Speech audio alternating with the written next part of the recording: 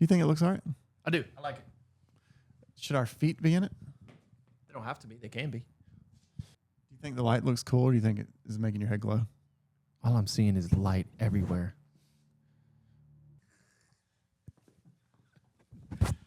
We don't want to look any balder than we actually are. That's true. Okay, so this is the pre-intro to the intro. Yes, a prelude, a preface. And this is because we felt like just listening to it real quick, it was a slow start, right?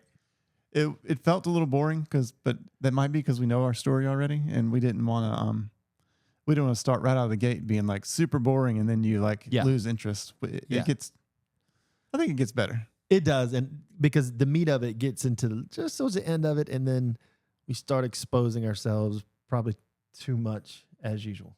Probably, yeah. Anyway, so this is our story. This is how we got into business and what we've been doing for the past 20 years. And the errors involved. And the errors, yes. The errors of our eras. Do you like the Foo Fighters? I do. Some of it. I like Dave Grohl. I like Hero.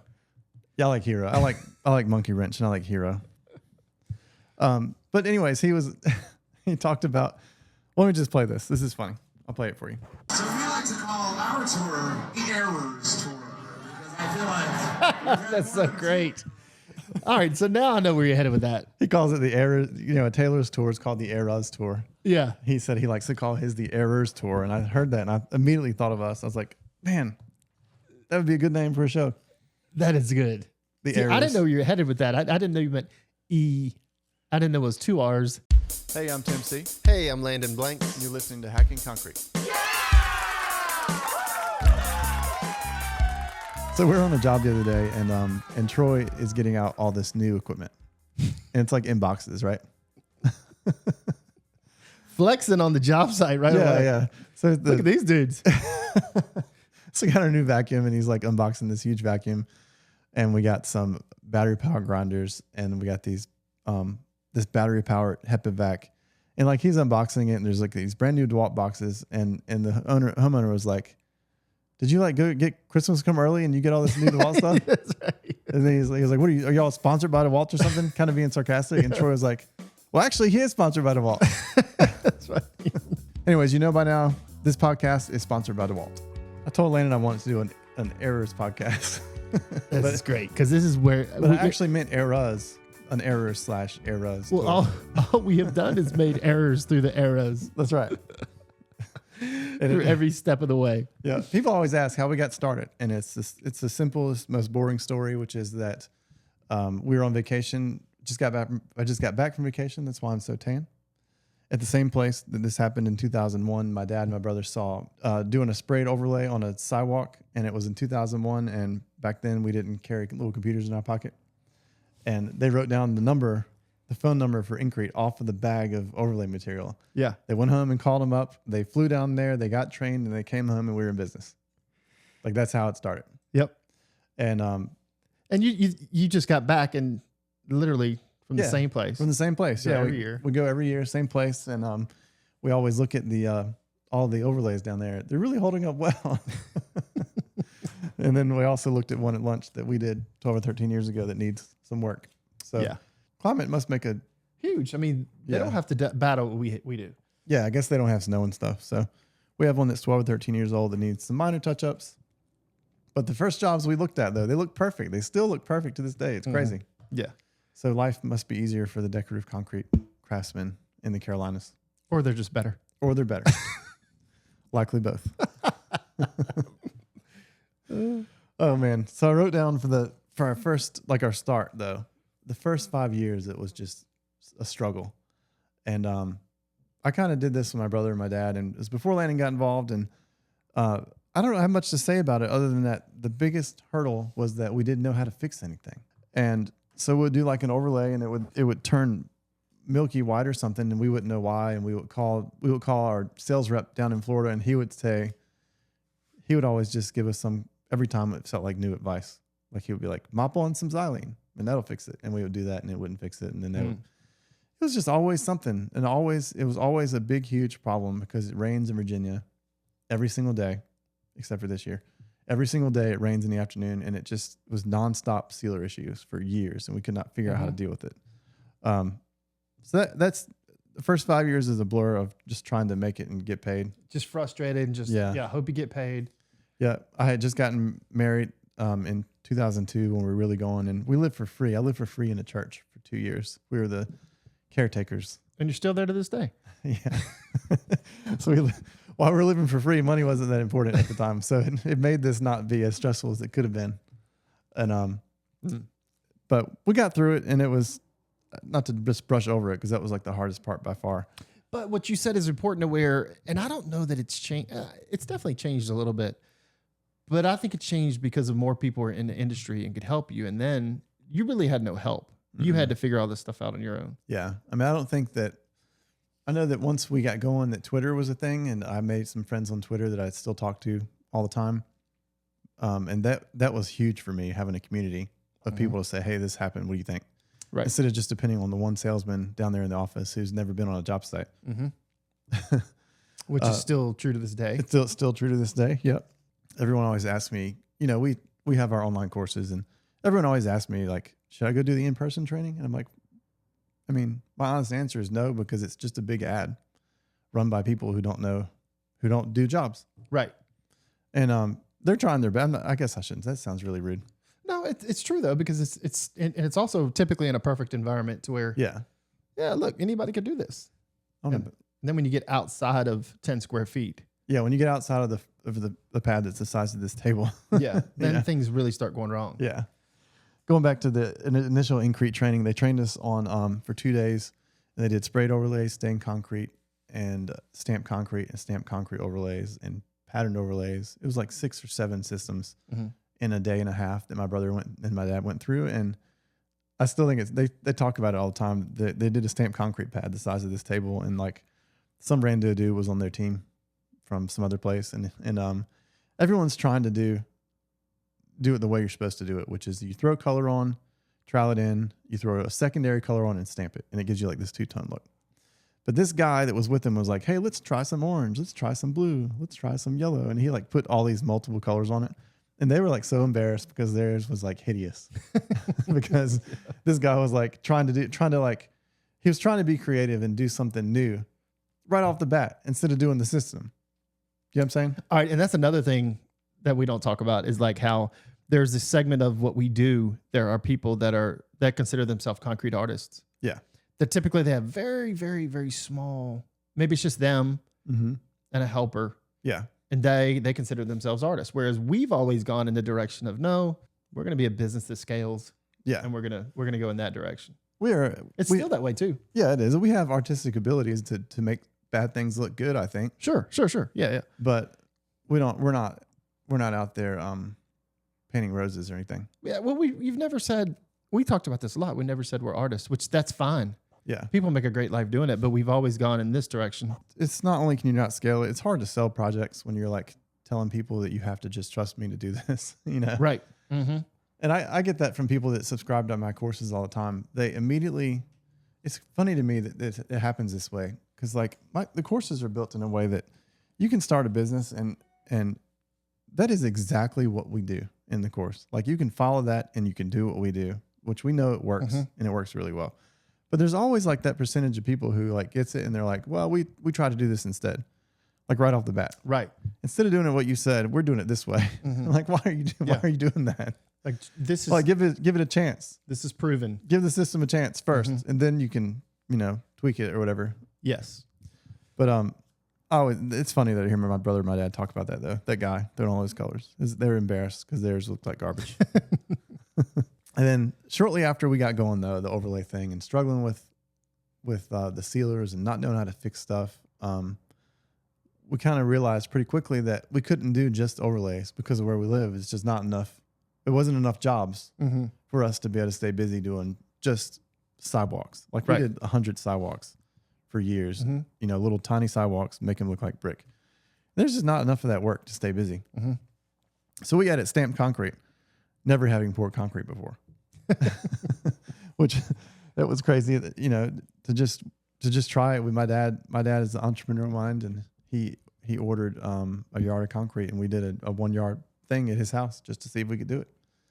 And it was actually, we thought it was easy at the time, and we kind of grew that from there. Our first job was a complete disaster. I went from the 10 by 10 to a guy was like, well, I see your sample you did. It looks awesome. Can you do that at my house? And I'm like, well, maybe. What was that job? It was behind Target on Wards. Oh, behind Target.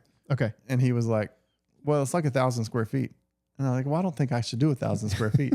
But he talked me into it. And it set up before we could stamp it. It was all wavy and held water. It was awful. Worst job we've ever done. And did you get paid? Yeah, he paid. You paid. Yeah. He basically said, I know that you didn't know what you were doing. That's why it was inexpensive. But anyways, like I said, we did it cheap. And that's another thing I always tell new people in our courses is that you kind of have to start somewhere. And I don't think that we were justified in trying to charge full price right out the gate, So that's where that happened. We added that. And once we did that, we started kind of growing a little bit. And that's kind of where we started running into you more often on the job sites because you were doing landscaping at the time. Mm-hmm. And you and I were kind of having the same struggle because it was like in an economic downturn at the time. Yeah. So 2009, if you look back at, like, just to be honest, you look back through my timeline, 2009 was terrible. Yeah. You look back on it like, not that big of a deal. But when you're in it, you're just like, this is the end of the world. Yeah. I've got 2 little kids, another one coming. Mm-hmm. This is not good. And plus through that, honestly, I learned through that I got too extended on labor. Mm-hmm. And I didn't realize. You had a bunch of guys, didn't you? Yeah. And we needed it because we maintained so many properties. We did so many walls and everything like that. But when the downturn started happening, I did my best to try to keep people on. And it didn't do them any good. It didn't do me any good. It's a good learning experience. And you came to me and you were like, I'm sorry, what were you saying? You kept them for, a long time. You didn't have the work for them. Yeah, too long. And so you get overextended, and then during that time, there's different properties, different things like that. But that's okay. That's a part of life. Yeah. And through that, you had mentioned, you said, I see something coming in the industry. Yeah. Well, we started, before we stayed in the industry, our first thing that we did together, which was like, it's during a downturn and we're struggling. And then me and Landon are both like, and my brother, and we're like, why don't we start something new? Yeah, exactly. And we tried to start a pool business. We did. We tried to start a pool business. Put in what, 2 pools? 1 pool? 2? Just one. One. We bought 2. One sat on display and we ended up selling it. And what's weird about that is that was a great idea because with our construction backgrounds, it was not a big deal. It wasn't. It was the simplest process. We knew how to do you knew the landscaping, you knew the patio stuff, and we mixed that with stamped concrete if you wanted to. And putting a pool in is just like building a house, which we were already doing that in some things. And right. It just made sense. We just started it in the worst possible time to start it. Yeah. And so, but then you saw. So yeah, then after that was, after the stamped concrete era, we did that for a couple of years, plugged along, and we did pretty well with that. We're still struggling with fixing stuff, though. That was always the big hurdle. If something went wrong and didn't know how to fix it, I didn't have the equipment to tear concrete out. That was always like in the back of my mind whenever we did any project, what am I going to do if this goes wrong? How am I going to be able to solve the problem? Like, and it worried me for years trying to do that because we just didn't have Bobcats. I didn't have the knowledge how simple it was to tear stuff out. It's actually not that hard. Yeah, you're right. It was almost like the end of the world for everything. It seemed so daunting at the time to where if a 200-foot patio got messed up, to have to take that out, and put it back, it would have been like this huge thing. And it wouldn't be a big deal. We just, no, we just do it. Yeah. We just plow through it. That's part of, Annie, my wife's talking to me about that last night or earlier today. That's kind of where Landon came into our business and pushed us a really long ways because he made us realize we could do more than we were doing. We're capable of more. You're like pushing whether us it's to right do or more. not. Whether it's right or not, you do that all the time. That's right. Yeah. So, anyways, that was what we call our stamped concrete era, and we did good with that for a while, and then that started to get diluted because people came in the market, and it went from us and like 2 or 3 people doing stamped concrete in our area, which now that seems ridiculous. It was just us. It was like I knew everybody that did it, and we were all friends. Yeah. It was just 3 of us. And this place in town started renting stamps. You could buy materials, they're readily available. And it got so diluted that every concrete finisher was like saying, well, we'll stamp it for $1 square foot more and then you seal it. you, the contractor, can seal it. And that like took over Lynchburg. Yeah. And now we have all these failing stamped concrete jobs everywhere you look. Mm-hmm. And that kind of killed the stamped concrete market for a while because everyone here saw that and they were like, well, these patios are terrible. They're falling apart. Mm-hmm. And so we kind of gave up on it because it felt like an uphill battle to get. But look at that. To get the money you needed to make, it felt like impossible to do. So right there, I know this is bumping ahead, but it's the same thing in DIY garage floors. It's happening now, yeah. It's the same thing with polished concrete where people will go rent a buffer, buff it 3 times and say it's polished concrete. It's true. The same thing's happening over and over through our little areas here. It's literally the same thing. Same thing. Yep. Because in the overlay section, when we first started, overlays kind of got popular there too. It was the same deal. It was just us and Champneys or one other company in town. Mm-hmm. Then a few years later, it ended up being, it was like 10 overlay companies in this little town of Lynchburg. Mm-hmm. And it was the same deal though. It was hard to explain why we needed $2,000 to do your little patio when this guy over here is charging $800. Yeah. And when you don't have a catalog of that much work that you've done or anything that's really that impressive other than a few pictures, like I get why people hire the lesser expensive guy before I really understood business and marketing and all those things. Mm-hmm. Especially I was just like, we were just kids out of college. Mm-hmm. It's hard to command a lot of respect, I think, when you're insecure because you're worried about something going wrong and not knowing how to fix it. Yeah. And plus at that point, you're so hungry. You're just like, hey, I really need just whatever to get to work, Yeah. Yeah. So then sometime in the stamped concrete era, what I call, some of my friends from college, they were actually Jerry Falwell Jr.'s assistant, I guess is what this title would be. Yep. Mm-hmm. Executive assistant, I think. And she told Jerry about us, and Jerry called the guy that runs Liberty University's operations for all their buildings and said, give these guys a shot. Like that was, I have the email. I still have it saved, the email. Yeah. He said, Hey, Charles, Tim is a Liberty graduate. Please give these guys a shot. Right. And at the time, this biggest church in town was building this new sanctuary. And Charles, the guy that runs all that, called and he was like, hey, we want you to stain the entryway to this church. Mm-hmm. And it was like 15,000 feet. Yeah. And we had never done a stained concrete project at that point. So I think wisely turned it down, but I have regretted it ever since we turned it down. Mm-hmm. Because that was one of those jobs that was that was the one that made stained concrete popular in Lynchburg. Mm-hmm. Everyone refers to Main Street. They're like, did you do Main Street? They still to this day. Did y'all do Main Street? They do. We did the backside of it. And we're like, we've done everything on campus at Liberty except for that. Well, not recently. Not recently, but up until recently, we've done everything on campus except for that. Yeah. And that's why. So, I mean, hey, I could just say it, Jerry, I mean, is it okay to say that he's been publicized in the news and some things happened? Yeah. But man, he did nothing. It was nothing but a blessing to us. It wasn't. Yeah. It was amazing. The way he looked out for us and the way, yeah. Multiple things happened over the years where all it took was a text message saying, this weird situation happened over at this building, and they would Jerry and Charles would get involved and it would be resolved immediately. Yeah. So I am always incredibly grateful for him, for Charles, and for how all that, because it was such a catalyst. It was for the business.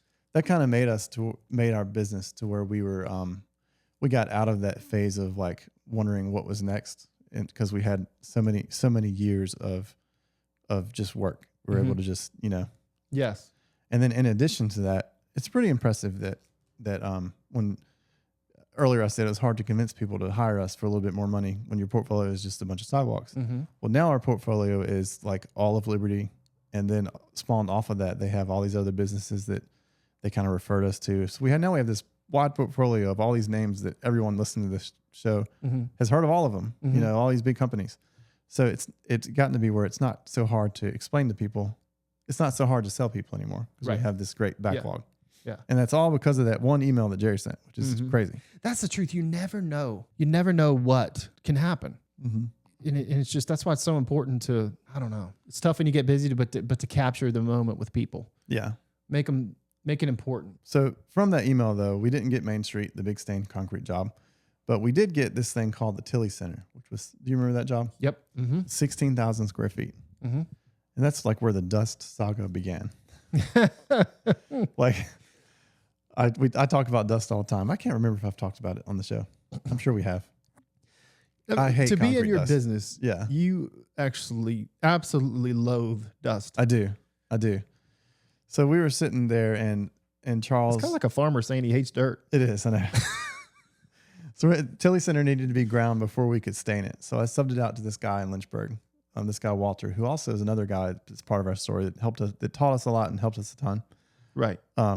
Walter was standing there with his grinders, and his grinders were not running. And the guy running the job came in, and he just flipped out and yelled at Walter for dust. Like, why is there dust everywhere? You guys are so messy. Why aren't your vacuums working? How do you expect us to do this?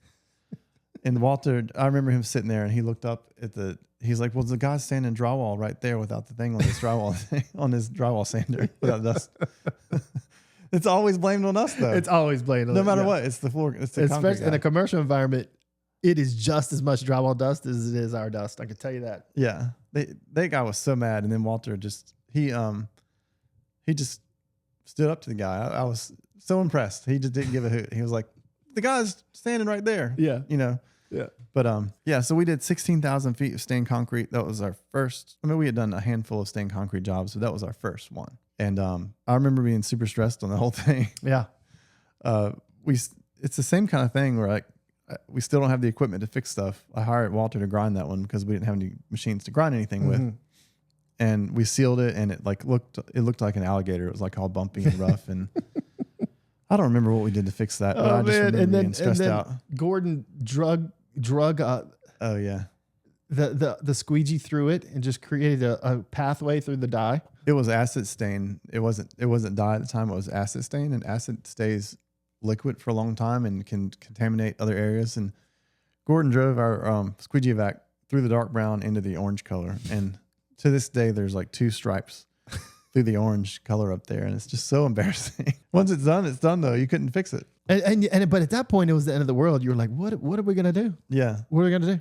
And that job is when we learned that commercial work has a lower bar than residential work. It does, because, and this is important for people to, your timeline on commercial work is absolutely your friend. Yes, it is. It is your friend because they have to get that building open. They have to get their draws. Yep. And now, I don't say that we get away with shoddy work. That's not what I mean. What I mean is there are times when we have done jobs to perfection where no one can find a flaw. But I'll bet that's 5 to 10% of our jobs we've ever done. Most of them, someone can find something. Yeah. Oh, what's that? What's that? What's that? And the closer you get to the timeline, if this is the end date, the closer you get to the end date, the lower the bar gets. Yeah. Because the date is the date. There's no change in the date. Doesn't change. I mean, it's something that I don't know if we should admit it publicly, but whatever. Yeah, we should. We're always willing to fix stuff. And more often than not, though, that date is like, no, the date's here. Just let it go. And because typically they're not that big of a deal. Yeah. It's not. We're always willing to fix stuff. We've never said, if it's been something that's our fault that we know we can fix, we'll do it. Right. That's just how it is. And more often than not, though, that date, they were like, you know what, just let it go.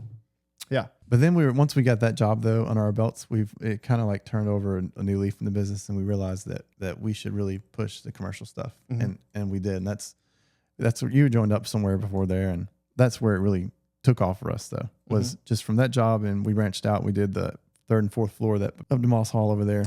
So so you're talking about getting more into the polished concrete era. Error. Yeah. And it's like, it was the same way. We just started it, and no one knew what to do. Yeah. Luckily, we had that old gentleman, Charles, that could help us. Yeah. Walter. And the biggest thing he taught me was if all else fails, go wet. Yeah. And that's huge. Yeah. And that's huge. He means grind the concrete wet. Yeah. And so, but man, I remember at that Marine base when we were doing that, I was like, we didn't know what we were doing. Not a clue. And we called everybody. We were calling people in Europe. Yeah. We bought this machine that they claim you don't have to run an edger with. I don't want to complain too much about a brand in particular, but we bought this outlier machine instead of doing the system. We did the same thing I complained about earlier. Everyone was running planetary grinders, which looks like a big round buffer with 3 heads on it and spins. And then you have to run a hand edger on the edges. And we bought into the marketing of like, you don't need an edger. This machine goes within 1/8 inch of the wall. And we bought that machine. Yeah, we were suckers. instead of doing the system that is proven, we went the new way. Yep. It was a huge mistake. Yep. And also in that learning process, my thinking is we pay the price of a used Bobcat, right? Mm-hmm. And I could take a Bobcat and right here and do some serious damage in like 3 or 4 hours. Yeah. Meanwhile, we're buying these machines at the same price and we're walking like a snail behind them. They told you to walk the speed of holding your girlfriend walking through the park. You and your girlfriend walking through the park. That was the dumbest. That works later, but not early. You know, it's just so much that we just didn't know what to do. And we didn't know who to call. We were fortunate and blessed to get some people to help us out. But yeah. Yep. I guess what it is it's just a lot of errors. It's a lot of it's the error store. Making mistakes. Yeah. Yeah. That's how we get it. How we made it was just to make mistakes through it. And then we had a whole podcast on the marine base job as our first or second podcast. I can't remember. Which is absolutely hilarious. It is fun. Yeah. So you should check that out if you get a chance. But after that happened though, we kind of partnered up with the guy that ground the stained concrete job, and we kind of worked together for a while, and we eventually ended up buying him out. We did. Mm-hmm. That was a great decision to have him around, to have like a polished concrete mentor. It was awesome. Mm-hmm. He like taught us a ton. And speaking of being on vacation, I told you I just got back from vacation. Well, back in whatever year that was when we did the first big polish job, they gave us the job. We didn't know it was coming, and they went and they gave us the job, I think like a week before we were supposed to do it. And it was, how big was it? 30,000 feet? Yep. The whole fourth floor of a college building. Mm-hmm. It's huge. Mm-hmm. And the day that they gave us the job, Landon left for vacation. Do you remember that? Yeah. So me and Troy, same Troy that works for me now, and I can't remember who else, we went up there to this building, and for the 5 business days that Landon was gone, we took our machine that grinds within an 1/8 inch of the edge, and we walked around in circles in that room and pretended to polish for a week. One classroom. Which is about 1,700 square feet, maybe. Yeah. And we had like 4 more weeks to get it done. 5 more weeks. And then the guy came in. I think we've talked about this in the podcast too. Yeah. The guy that runs the building was like, "You're never going to make it." And then Landon, being the yes man, go getter that he is, I forget how somehow we got material from Germany and the instructions and the how to do it. These like crazy diamonds that we've never seen before, mm-hmm. and we still don't use it to this day ever since. Mm-hmm. Somehow they magically worked on that job. Yeah. And we did it. We polished 30,000 feet. We proved it could be done. Yep. Before the timeline was up, we finished ahead of time. Mm-hmm. We were helping him bring furniture in. Yeah. I think I would like to say, anybody hears this, hit us up, call us, DM us. Yeah. And we will help. Because we did not have any help. But wait, we did. Yeah, we did. When we first started, we didn't. But as someone asked me, how do you get to where you are now? And time makes it easier. And with time comes referrals and a wider network of people. And then most importantly comes like friendships that you make with people in the industry. And those are the things that really have helped us. So, well, for instance, like remember we went through the frozen yogurt phase. I don't know if the frozen yogurt era. I don't know if you guys know this, but there's frozen yogurt. I mean, you all lived through it. There's frozen yogurt places popping up everywhere. Yeah. So we did them all over the state. We did. I mean, I bet we did 30 in 1 year. Yeah. I seriously think we did. Yeah. And so there's no more yogurt shops going in. I have a guy on my phone that calls us, and he hired us to do a pickleball court last year. He's still saved in my phone as Josh Zinga because he ran the same with me. He built all the Zinga yogurts. Yeah, but through those yogurt shops, we have done so much more work. That relationships again just boomed from there. Yeah, and Josh actually has the first grinder we ever bought. He bought it. Oh, did he? That's right. I forgot. Got it. Who told us it was a boat anchor? The legend Turk. Turk, yeah. He asked Turk, the guy that's like he's known in our industry as the polishing legend. What do you think of that machine? He said it's a boat anchor. Yeah. That's funny. The polished concrete fro-yo era. And then once polishing got going, that's the same thing happened again. And now people are coming out of the woodworks doing polishing. Yeah, and the polishing is funny because it's kind of like a Wild Wild West too, because for one, architects don't know how to spec it. Mm-hmm. They still don't. No. I've done so many bids just this week. Yeah. And it's just like, they don't even list it. It's a copy and paste of something. Yeah. And so, we were down in February, we went to Guatemala. We work with a group of people called H2O Life, and they dig wells in places that cannot have water, villages that's never had water. We were helping out on a building they were building, And they were like, hey, we got to quit working for today because tonight they're coming in to polish the concrete. I was like, what? They're coming in to where do they have power? Yeah. How do they do this? It was a man and his wife and a buffer. Nice. And in one night they did like 4,000 square feet. And that's impressive. Well, that's not polished concrete for one, but it's still, we know a guy that here in town who is a multi-millionaire who just built a house, and he showed me and he was like, oh yeah, I got my painter to do polished concrete. Here it is. And he showed me a picture and he's like, we would love it. And I was like, oh, that's awesome. That is going to be a mess for you because it's not anywhere near polished concrete. That's not polished concrete. Is that the guy that I did the bid for? Yeah, but that's another story. So anyway, well, we're still in the Wild Wild West, but it's just this another just a. On a side note, I did for that guy he's talking about. I did 2 rounds of samples and overnighted material to do the whole job. And then the night before we're supposed to start, he said, I decided, my painter showed me some colors that he could do, and I decided to get him to do it. Yeah, right. So he didn't realize me and Landon were in business together. Yeah. Well, which makes me even more funny about the way that our profession, and again, I know people listen to this are in the profession, and so they can get this, but our profession is kind of like this thing that's, this is the perfect story for this. Like Walmarts are changing all over the country. They're taking up the VCTs and they're polishing it. Yeah. And who's ever doing it's doing a great job. It looks good. They do look good. But it's a national chain running all over the country.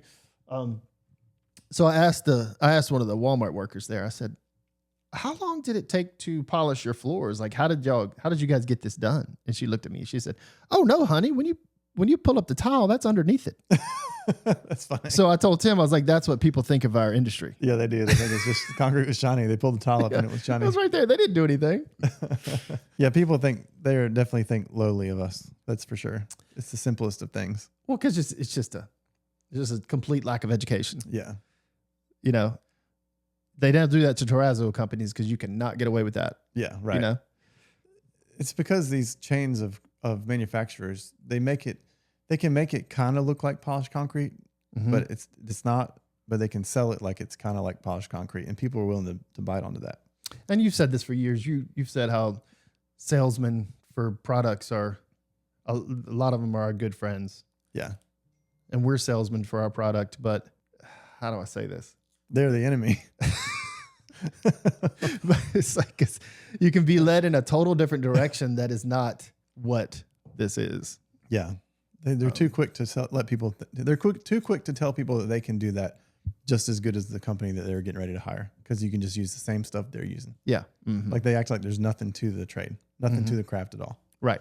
I had I can't think of the story. This woman called me and asked me. The Sherwin-Williams in Harrisonburg told her, well, he's down in Lynchburg. He'll help you out and tell you how to do it. So they got a homeowner to call me and ask me for tips on how to do a stained concrete floor. And they were going to do the kind of stain that's like watered down paint, where you don't have to grind anything and it doesn't penetrate or anything. It just lays on top. It's literally watered down paint. And I told her that. I was like, they shouldn't have told you to call me because what they're telling you to do is garbage. And she got so mad at me. She's like, you just don't want me to do what you're doing. I'm like, no, I could see her thinking that way. I could see her think that way. I was like, it's not it at all. I promise. We take that up all the time. It's not going to work. She goes, well, I don't believe you. This big chain is selling this stuff and it has to work. It's like, all right, do it. Yeah. But everyone makes it so simple, makes it seem like what we do is so simple. And it kind of is if you know how to connect the dots. It is simple to us now, but there's a lot. We undervalue ourselves. There's a lot of knowledge that we have accumulated. Yeah. Even to this day, people think that a lot of what we do is just cheaper. So we'll go with that route. Yeah. And then, so meanwhile, you got a 5,000 square foot room and 2 guys or 3 guys are laying down carpet. Same 5,000 square foot room. You've got 6 guys. Half of them are their hands and knees, edging, grinding in dust. Yeah. And that's supposed to be cheaper than putting down carpet? Makes no sense. And it's been that way forever. And you and I have talked about this. We've got the prices have to come with the industry. Yeah. It has to grow. It's too much work because of the labor force now in our country. It is so difficult to find people that want to that have pride at the end of the day that they worked hard. Yeah, that's true. Physically, which I get. It's not fun all the time. But it's just one of these things to where It's so labor intensive. It's so hard to do. So many things can go wrong. We need to do better in pricing. Yeah, we do. And we decided that, last year and we just decided that we were not going to be the cheap guy anymore. We're going to charge what we want to charge and we'll get the work that we want. And it's been easier getting work because of how long we've been doing it. But we have lost a lot of work that we ordinarily would really have fretted over. True. And you and I were talking about this yesterday about the importance of looking forward. Don't look back. Don't look back. All right. So this is our first ever 2-part podcast. Yeah. And it's just one of those things where we just wanted to kind of open up a little bit about our errors. Yeah. It was too long. So instead of dicing it all up. For me, when I look at a podcast, if it's like an hour and a half long, I won't listen to it. I won't do it. It's too much of Just like YouTube videos. Yeah. I won't do it. 15 Anyway. minutes or under. Part 2 coming. Yeah. So that's the end of part 1. Part 2 will be out.